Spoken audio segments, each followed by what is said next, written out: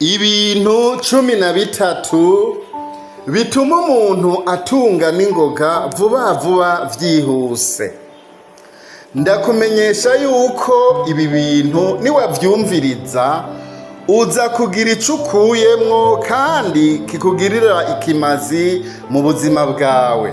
Uvyumvirize gake gake witonze. Iyi video ntabwo ari ndende cane, ariko uyikurikirane uyirangize.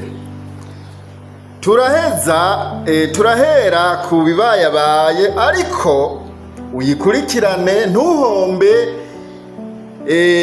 Ikigira 12 n'ikigira 13 ntubihombe, kuko hoba ariho ruzingiye.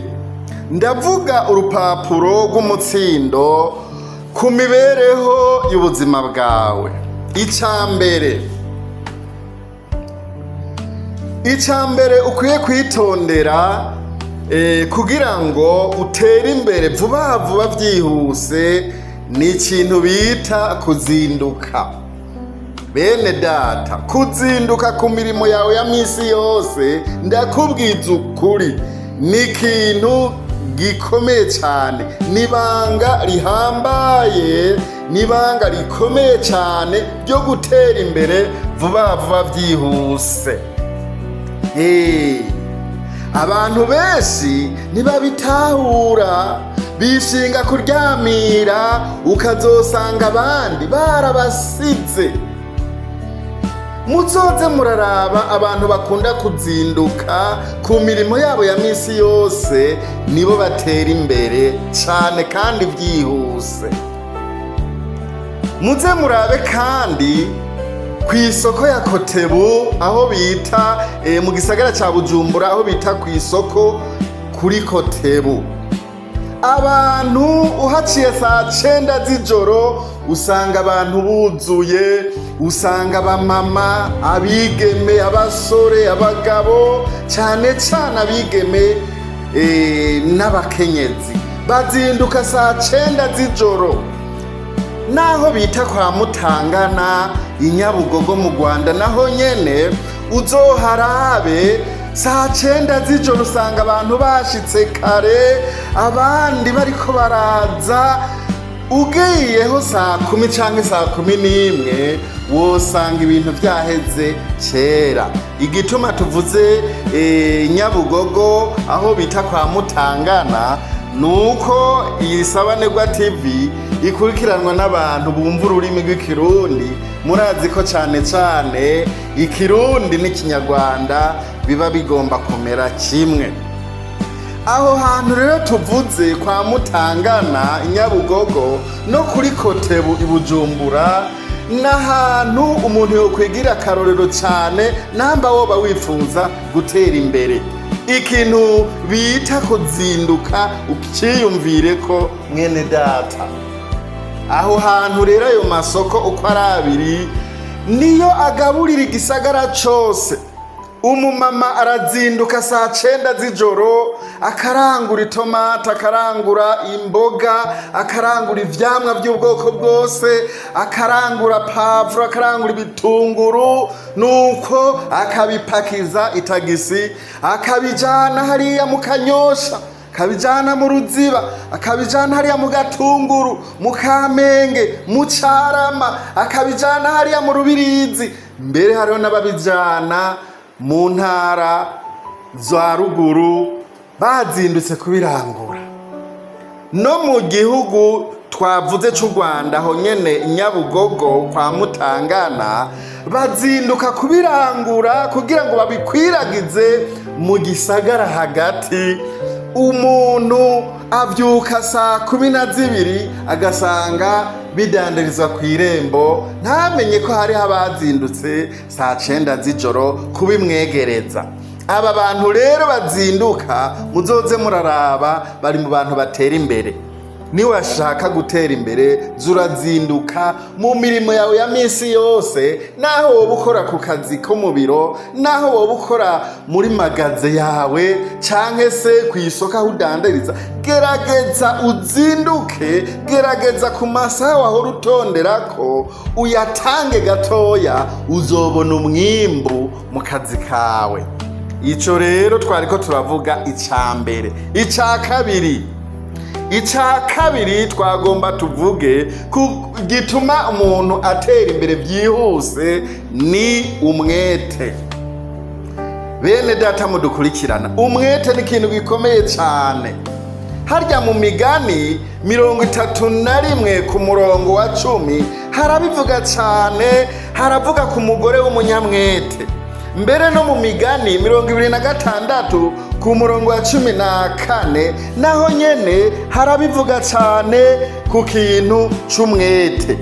Harya mu Migani rero 26 ku murongo wa 14 hari amajambo akomeye cyane.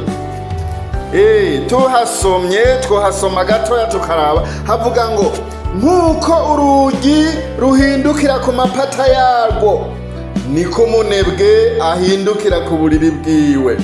Murumva gashengero, murumvaga bene data, ngo nk'uko umunebwe, ngo nk'uko urugi rwihindukiza ku mapata yarwo, ngo niko umunebwe ahindukira ku buriri bwiwe.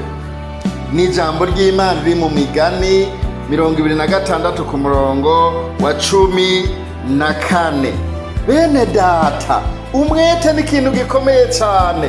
Umuntu w'umunyamwete ntaryamira, umuntu w'umunyamwete arazinduka. Murumva n'amajambo afatanye cyane. Nico twabanje kuvuga ca mbere. Twumvise ca mbere yuko ari kuzinduka, twumvise ca kabiri ko ari umwete. Umuntu w'umunyamwete, Bibiri tubwira ngo ntazokorera abanyarucari, azokorera abami. Ngo niwabona umuntu w'umunyamwete mu vyo akora, ngo uwo muntu ntazokorera abanyarucari, azokorera abami. Usanga mu gitabo c'Imigani ngaho ku gice ca 31 kurya murongo wa 10 hari amajambo atubwira ngo ishimwe ry'umugore aroranye. Umugore aroranye ninde yomuronka? Kwari uw'igiciro kurusha utubuyenge twitwa marijani. Umutima w'umugabo wiwe wama umwizigira, kandi we ntihabura inyungu. Uyo mugore amugirira neza, ntamugirira nabi. Imisi yose y'ukubaho kwiwe arondera ubwoya bw'intama n'ipama, akoresha amaboko yiwe umutima ukunze.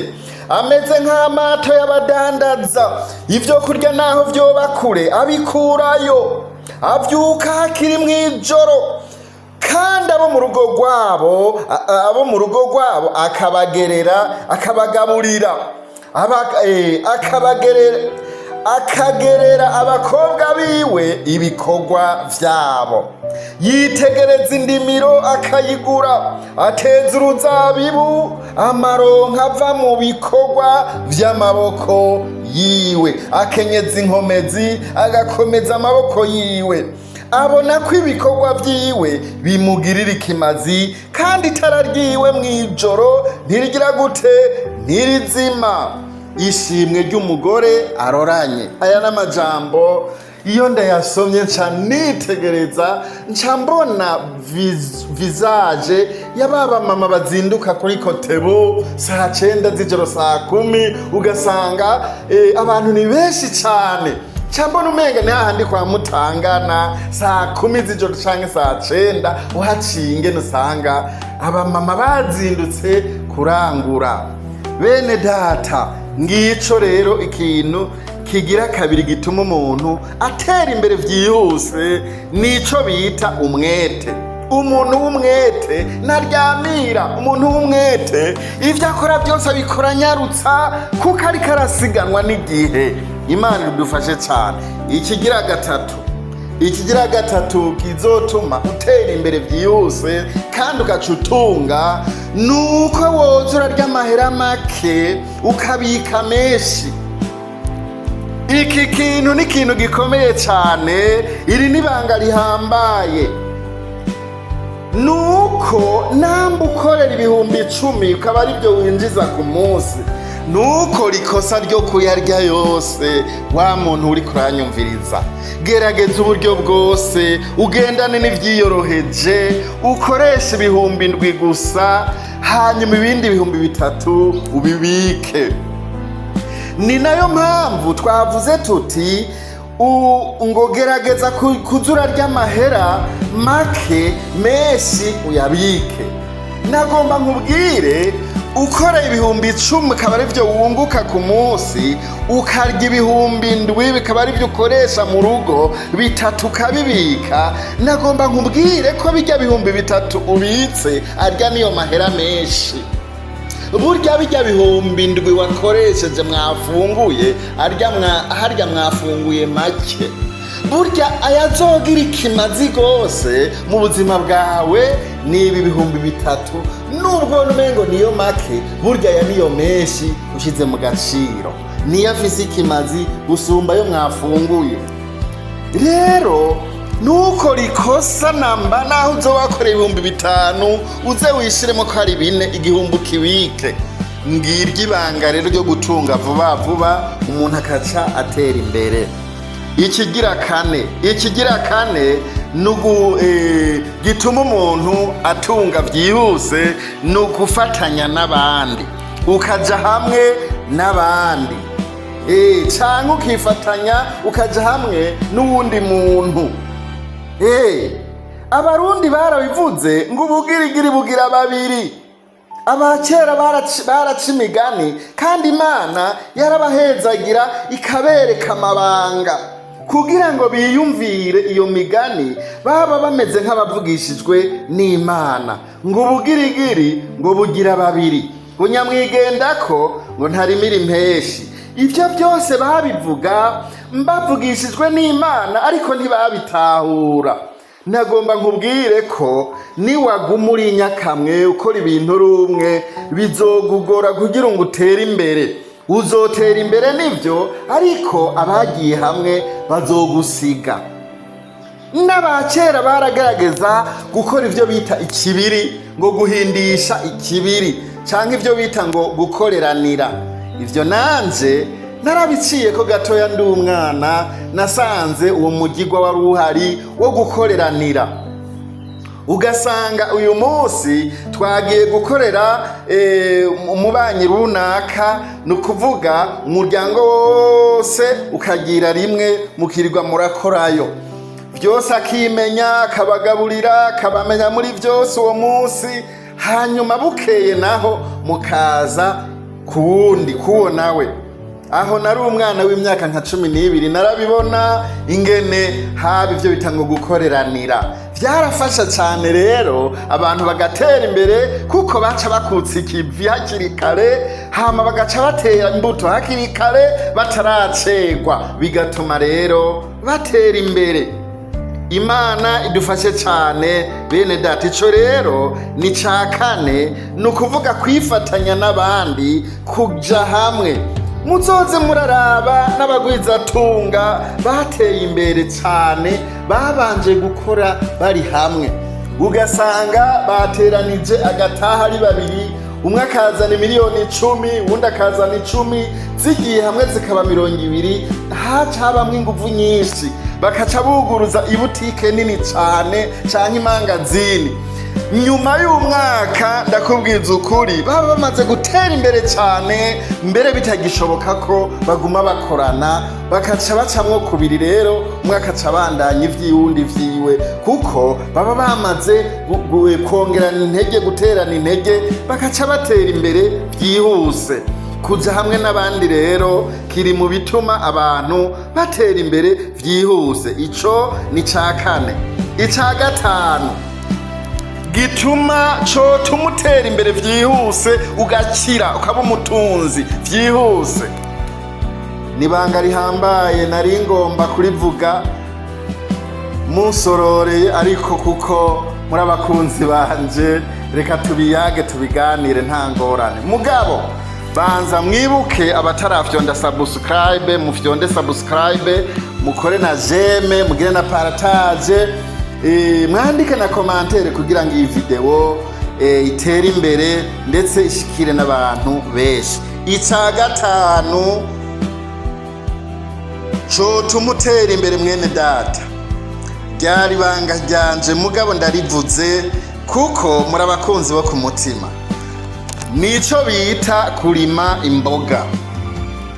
Niwabona umuntu arima imboga uzomenye ko agusize ateye imbere birangiye.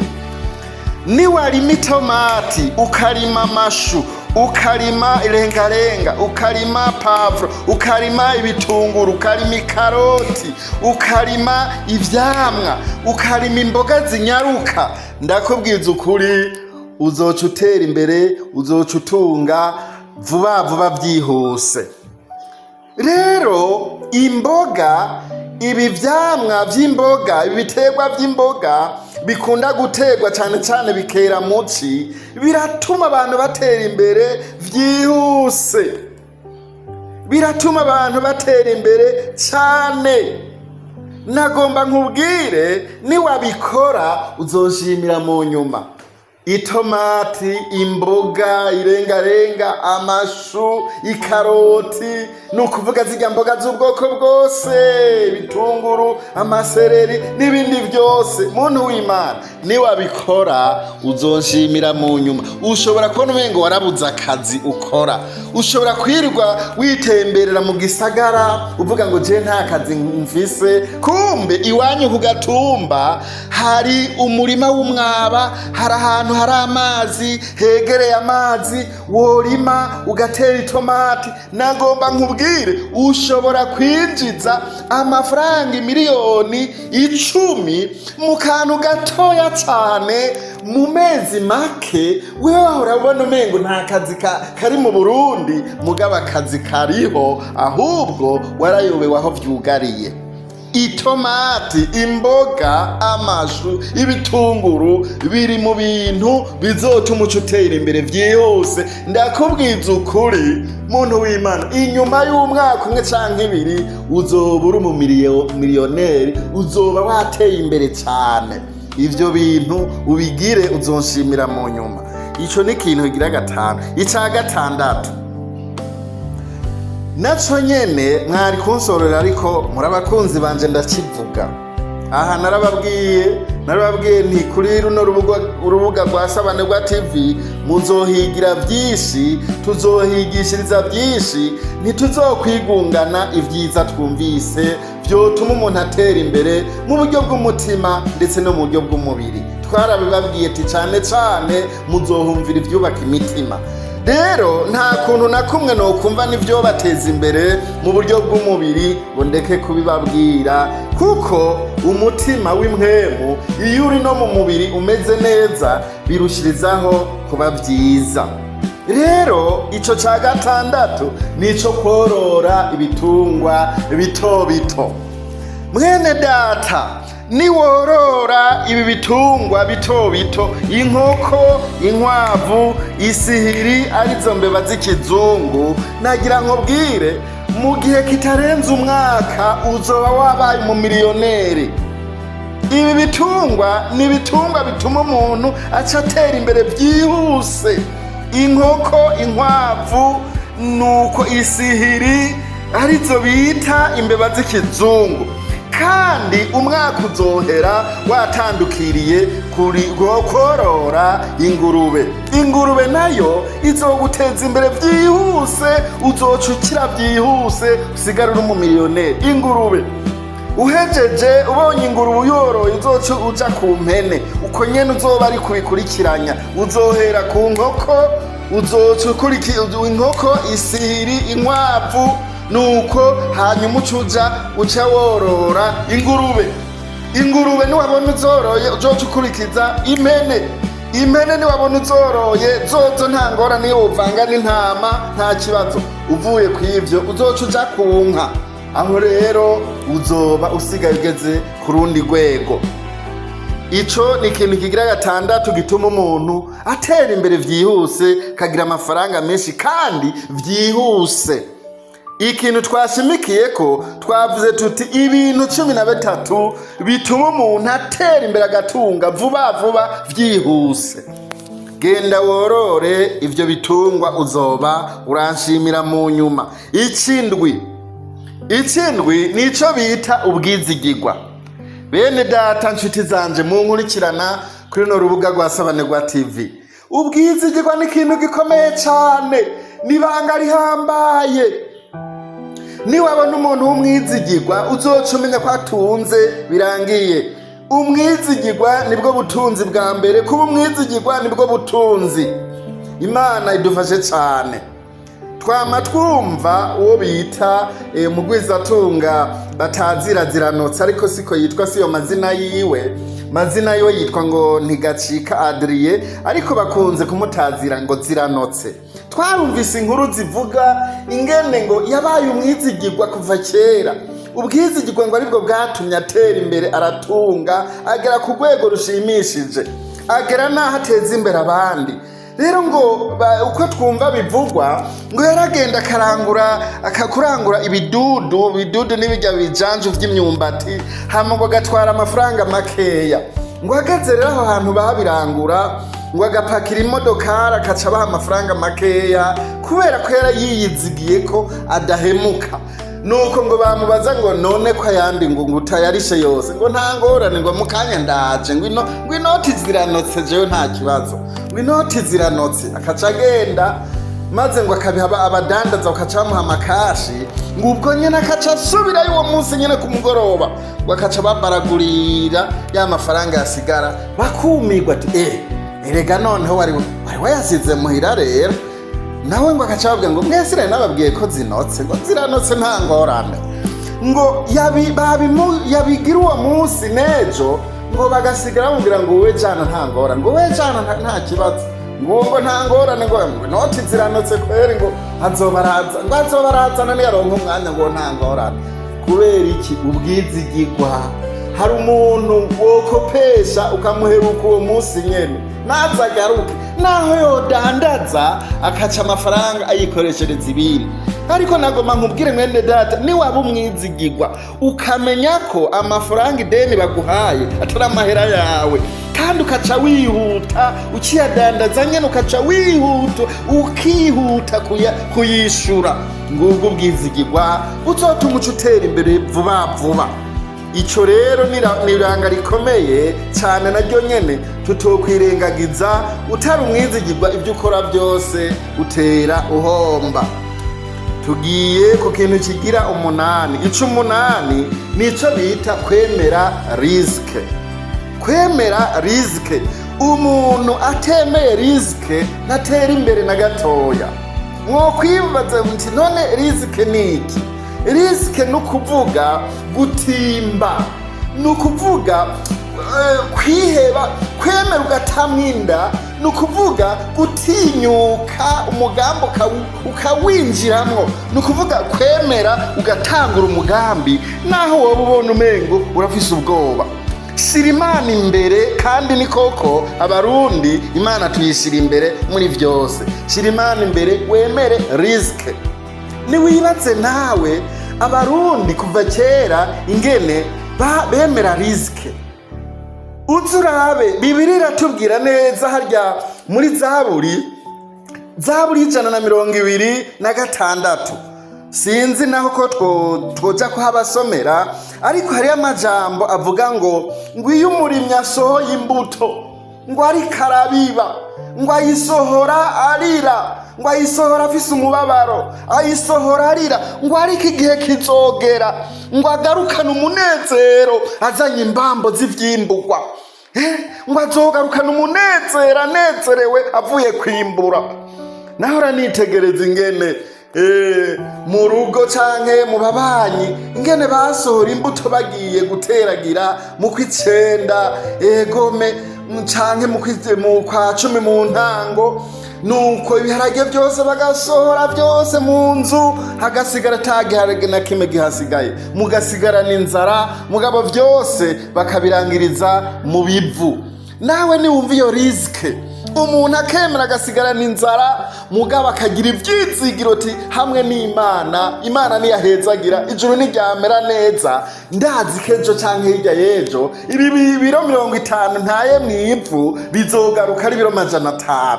Ngiyo ico bita kwemera rizike. Ukemera ugasigarura ry'imboga zonyene nuko mugabo ukarindira ati nyuma y'amezi 2 n'igice canke 3 nzoba nimbuye kandi vyinshi gusumba. Ngiki co bita kwemera rizike. Imana idufasha. Umuntu rero atinya rizike ntashobora gutera imbere vyihuse kuko umugambi wose arawutinya, ikintu cyose aragitinya. Kwemera rizike uremera ugashora namba ari miliyoni 10, emera uwo mugambi uwukore, emera utangure, Imana uyishyira imbere izohezagira. Iki 9 tunyarukije guca 9 nicyo kwaka ingurane muri banki. Umuntu yaka ingurane muri banki nawe nyene ari mu bantu batera imbere vuba byihuse. Hava mumbara ati none utaka ingurane muri banki ntatera imbere. Aratera imbere koko, simvuze ko adatera imbere, ariko wa wundi yaka ingurane muri banki aratera imbere kumurusha, ugasanga aramusize, ugasanga yaramurenganye. Rero banki iri nayo mu bintu bituma umuntu atera imbere vyihuse. Ico rero nikigira 9. Ikigira 10.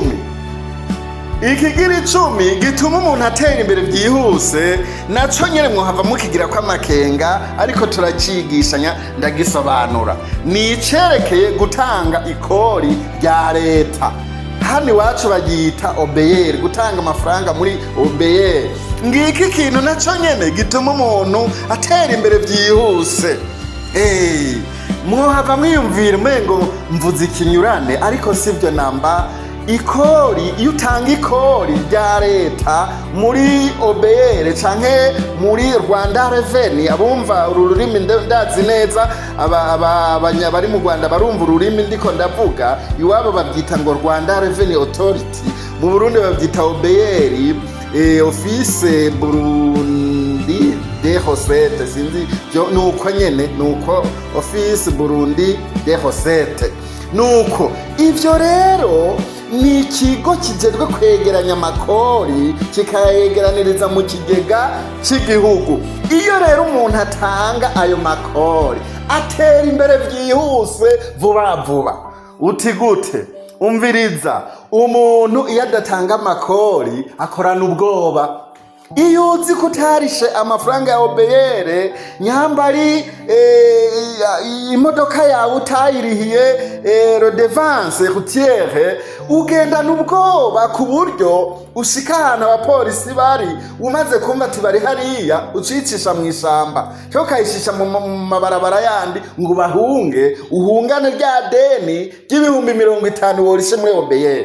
Ugeze ahantu mw'iryo barabara utarumenyereye, imodoka ukayita ku giti canke kuri bordire igapasuka ipine ipasutse, uja kwigura ibihumbi 600 bizize ibihumbi 50 wari gutanga muri OBR, ukigira amahoro n'umutima mwiza. Ngike kintu gituma umuntu atanga ikori rya OBR atera imbere vyihuse. Wa wundi nawe ataritanga akorana ubwoba, yamana ubwoba, yamara aca mw'ishamba. Nawe niwibaze vya bihumbi 600 aciyaza kugura irindi pine rishasha, mbega ntiwumva ko ahomvye ibihumbi 550 mu mutahe? Iyo yatanga ivyo 50 yari kwicira mw'ibarabara akagenda amahoro bamukubitira sari, kuko yarishe akwije vyose. Ngiki kintu gituma rero umuntu yarishe OBR canke ivyo bita ngo Rwanda Revenue, nukuvuga atera imbere vyihuse. Ikindi twovuga nuko iyo umuntu atararihiye iryo kori rya leta, niyo bafise imangazini, hari igihe yumva ngo bariko baraza kuverifya ngo bagomba baze, akaca yugara agashira kwa magufure, akaca ataha kugira ngo baze gucaho basanga atari hari. nagomba nkubwire ko harya nyene urya munsi hari igihe hariho abakiriya biwe bari kuza kumushorera. Mbega ntiwumva ko ari igihombo? Uwo munsi akirirwa atadandaje, ntiyinjije, arahomvye. Kubera iki? Kudatanga rya kori. Rero na Yesu hari ico yabivuze ko ikori. Yavuze igihe abafarisayo baza kumugeza bamubaza ngo bumve ivyo avuga ku vyerekeye ikori, yababwiye ati nimunzanire ifaranga ndabe. Bamweretse ifaranga basanga hashushanije ko igishushanyo ca Kayisari. Baramubaza ati iki gishushanyo gishushanije hano ni cane? Ni ca Kayisari. Aca arababwira ati nukorera ivya Kayisari mu bihe Kayisari, hanyuma ivy'Imana mu bihe Imana. Nukuvuga Yesu ubwiwe nawe nyene yaje ashigikira ko ifaranga ry'ikori turitanga kugira ngo dukore dufise amahoro, dutuje, dufise atangorane n'imwe dufise. Kandi kigira kabiri, igihugu gitera imbere, amabarabara yubakwe, amavuriro yubakwe, amashure yubakwe, bya bintu bitugarukeko bitume turushirizaho kugira amagara meza, na bya bintu vyacu dukora ice bitera bija imbere. Ngiki kintu rero gituma umuntu atera imbere byihuse, gutanga ikori. Ico cari ica 10. Tuje ku ca 11. Ica 11 gituma umuntu atera imbere byihuse nico bita gukorera ahantu hazwi. Namba ufise akazi ukora, uri umudandaza, uri uwikorera utwawe, uri umukozi wa leta, canke se uri umuganga, korera ahantu hazwi n'amategeko. Wirinde ivyo bita kuzunguza canke se bita kuvandereza, ubuvanderi, ubuzunguzayi, utuntu ugenda dufise mu ntoke. Ivyo bintu vyirinde, kuko ivyo biratuma udatera imbere. Ugomba gutera imbere, uronka ubutunzi vyihuse vuba vuba, korera ahantu hazwi, ugire adresse. Ivyo n'ubushakashatsi twarondeye tusanga niko bimeze. Iyo ukorera mw'ibarabara ugenda urazunguza, usanga uguma wiruka n'igipolisi. Kandi ku isi yose nta hantu hemerewe ko umuntu adandariza mw'ibarabara. Aho bagenda barabafata hose, mu bihugu hose bagenda barabafata babapfunga. Kandi bagupfunze ntuva yuko utegerezwa kuriha aho waraye. None mbega wumva utabuhomvye? Ariko nimba ufashwe mu ndwi inshuro nka 3 utanga nk'ibihumbi 10 nene wumva ko 30 bigiye. Mbega 30 mu kwezi ntiwumva ko wohava usanga waratanze 150. Mbega ntiwumva ko ushobora kuyaronderamwo ikibanza ahantu akantu k'akarigara ukoreramwo utuje, ugakora ufise amahoro. Ivyo rero biratuma umuntu adatera imbere. Ariko iyo urondeye ikibanza ugakorera ahantu hazwi, uratera imbere. Ikindi twomenya nuko abakiriya bakunda umuntu afise adresse, umuntu afise aho abarizwa. Kuko umukiriya azokugurira ikintu asanze kitameze neza, agaruke kubera ko arazi aho ukorera, arazi adresse. Iyo agarutse rero ukamuhindurira cyangwa ukamugabaniriza ko amafaranga, azogazana n'abandi bakiriya, azokurangira abandi kuko arazi aho ukorera. Kugira adresse rero biratuma umuntu atera imbere vyihuse. Ico ni ca 11. Tuje ku ca 12. Ica 12 rero ni ca 13 turiko turarangiza, nagomba ndakivugeko. Ica 12 nukugira mariage ukiri muto. Ngiki kintu naco nyene gihishijwe mw'ibanga rikomeye cyane.